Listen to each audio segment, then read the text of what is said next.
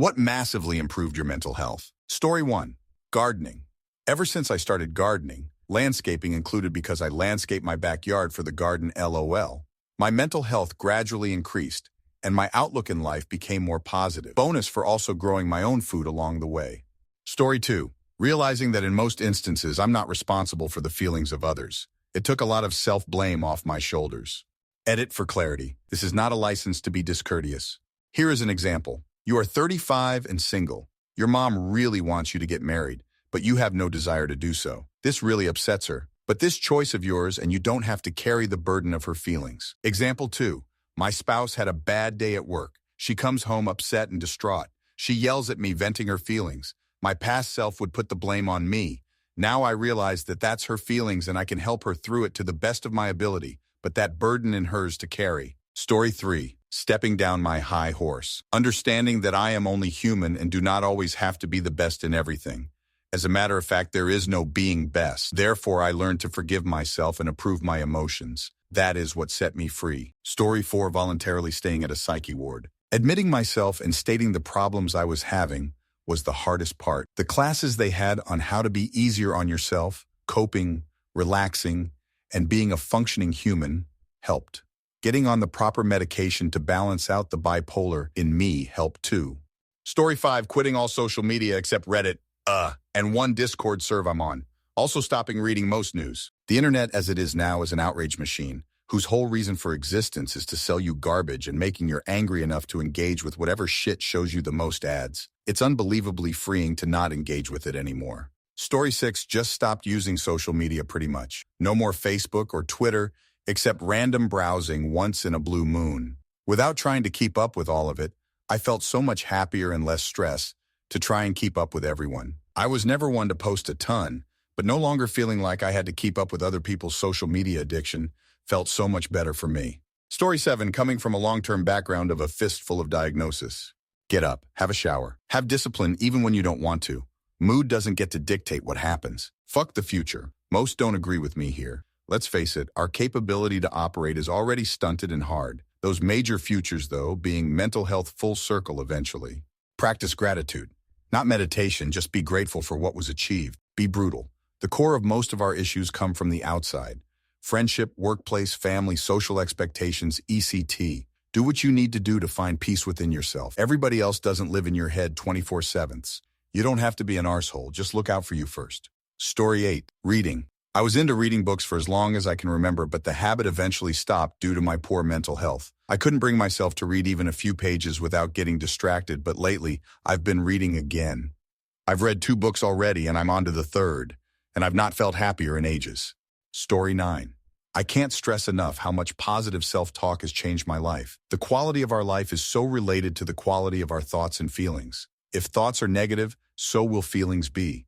Interrupting it and replacing it with a positive, helpful inner dialogue works to improve mental health. Story 10. Developing a more positive mindset. I used to have a habit of being too hard on myself.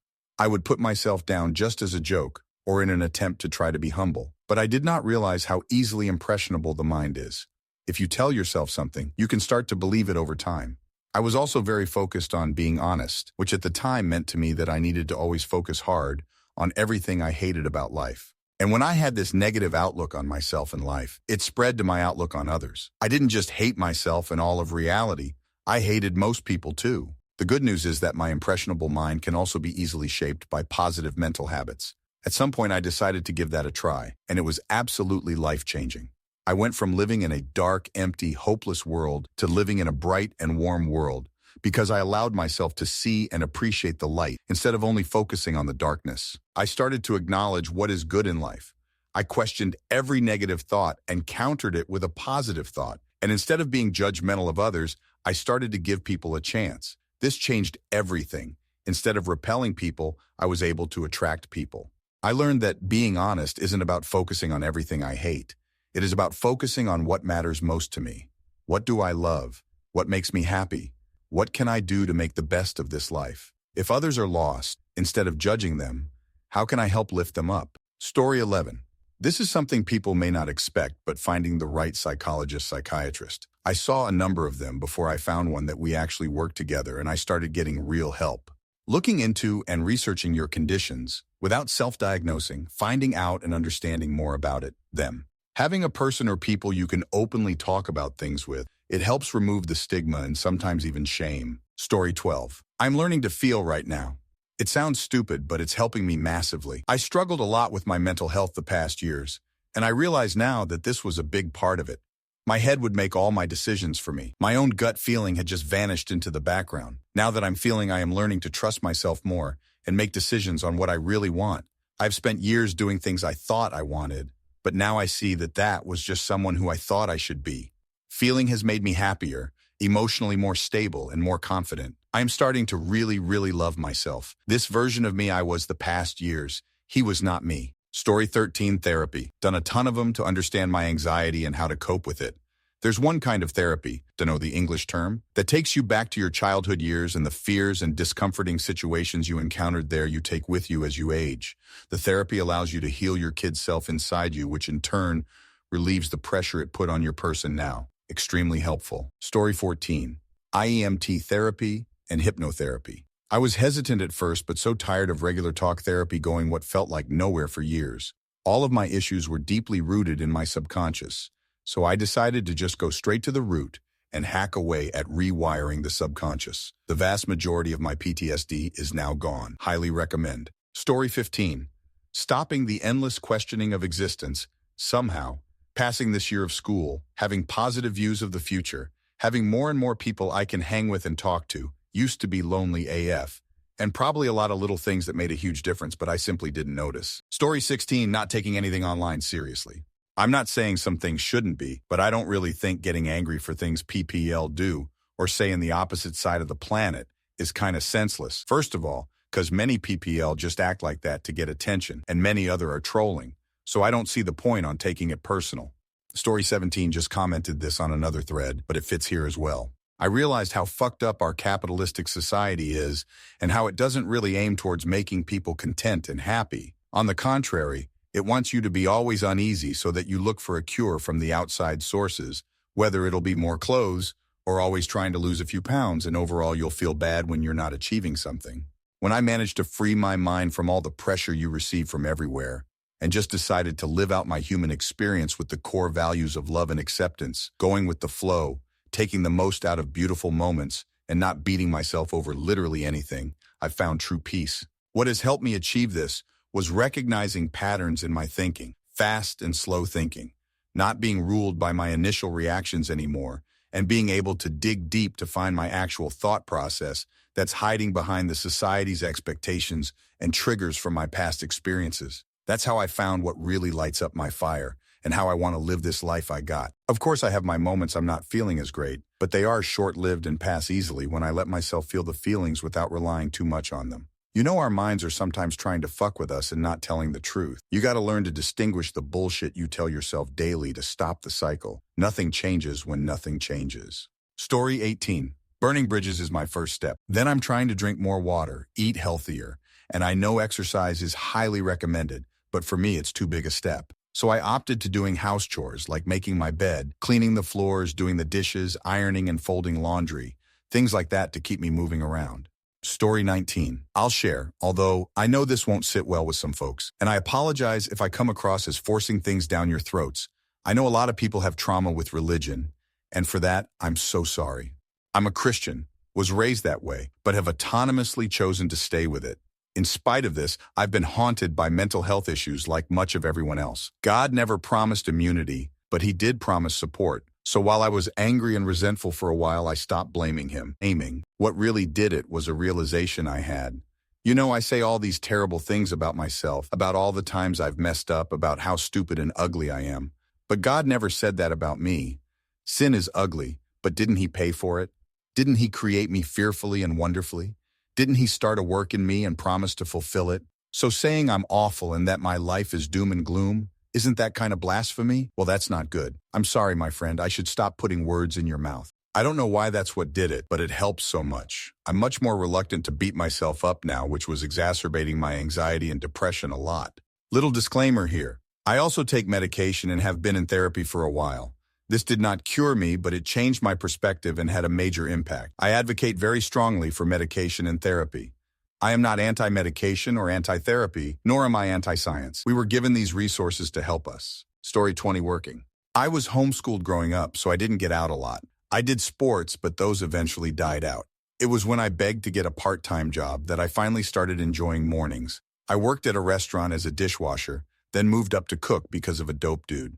I hear a lot of people complaining about having to work, and I can understand it if you have a bad work environment and coworkers. Story 21. I mean, it sounds so stupid and obvious, but money. I'd been trying to get a raise for almost 5 years. I finally found a new job and got that raise, which BTW wasn't that much. It was 10% over what I had been making 5 years prior, and everything changed. It was that easy. Made me feel valuable to the company that hired me and made me want to do my job. Story 22, major improvements by going for a brisk walk with my dog every morning on an empty stomach for about 60 minutes. I'm trying to stay less time in front of the computer, and that helps too. But I work from home, and I need a computer for it, so it's not an easy task. But yeah, mostly exercise and trying to spend less time in front of a screen. Story 23, getting the underlying issues addressed, depression, anxiety, etc. Get a professional and get meds. Taking care of yourself, getting enough sleep, proper amounts of food, feeling clean, etc. Exercise. So many good chemicals come from this. It helps with energy levels, sleep, and mood. Getting shit done, feeling accomplished. List some things, even easy ones like making the bed and brushing your teeth. As you cross these off, you'll feel good like you did things. Prioritize the list and mix easy wins with things that are harder to get going on. Story 24. Therapy, medication, and journaling. I would have never thought just vomiting out my actual thoughts onto a page and forcing myself to be honest with myself in those typings would help so much. That definitely tided me over until I found a therapist that has strongly resonated with me, and also finally being on anti-anxiety meds. Story 25, exercise and getting sleep and eating better. Not even at insane levels either, but cardio for 30 mins and weights. Sleeping at 11 or 12 and waking up at 8, cutting out unnecessary sugar. Doing this has made my mental health so much better, which is annoying because truly the go outside and fix your sleep schedule advice for depression and anxiety is said so many times, but it's so true. And also cutting out screen time, journaling, interacting with other people, etc. Really all the repetitive advice is all true. Story 26. Making regular plans with friends. I see my friends for trivia or karaoke or sometimes both every week. Keeping in touch with people I love and who love me is a huge factor in my mental health. Having a few hours to myself regularly. Literal antidepressants prescribed by a mental health professional. Gardening or anything I enjoy that gets me into the sunlight occasionally. Libby. Having my library at my fingertips and being able to get a new book even at 3 a.m. on a Sunday is wonderful. I sometimes go bananas if I don't have a book. Story 27. Working from home. It's way easier to deal with a lot of work-related BS when you're not in the office with the people. Plus, I can schedule appointments and get house stuff done without having to sacrifice my weekends. I get a lot of laundry folded while on meaninglessly conference calls. Story 28. I picked up the tin whistle and started playing music every week at a folk night. It's become my sanctuary for connection with people without all the small talk, which I happen to be awful at. I also just mostly do what I want to do rather than trying to force myself into work that feel like I should be doing. Dialing back ambition basically for more realistic and achievable goals and not pushing myself. Story 29. Once you realize and only try to control what you can control, your mental health improves greatly. Take, for example, I used to think I have hella road rage. Turns out if I get up 15 mins earlier, something I can actually control. I beat all the traffic, what I cannot control, that was sending me into a rage every morning going to work. So taking a step back and don't let the moment spiral out in your head. Story 30, journaling. I started doing it over a year ago when I was really struggling. I found a free site online and just started typing out all the shit in my head that was troubling me. First day was 3 pages. And as days, weeks went on, I was down to maybe a paragraph a day, if that. I never thought it would help, and I was wrong. Although I don't do it regularly anymore, if I feel extra stressed or upset about something, I will go back to it, and it does provide me with relief. Story 31, practicing gratitude. I started by asking myself, during negative thoughts situations, what can I be thankful for out of this shit show? Sometimes it was only the laugh of calling it that. Then I started hitting on other little hidden nuggets of positivity that knocked most of the foundation out of the negative. Being thankful like that hugely cut down on the obsessive thoughts about the situations. I also adopted a shit happens mindset for most little things. Crappy server at a restaurant? Shit happens and move on. Stuck at every red light encounter to work or out with friends? Oh well, more time to pay attention to the music on the radio. Store screws up an order? Such is life. Maybe the order puller is having a bad day. I hope whatever went wrong is fixable or resolves itself positively, but I'm not letting the screw up live with me or ruin my day. I ask what I'm supposed to learn from the situation and move on. Which leads to the most helpful thing for me, sitting with and acknowledging intrusive thoughts.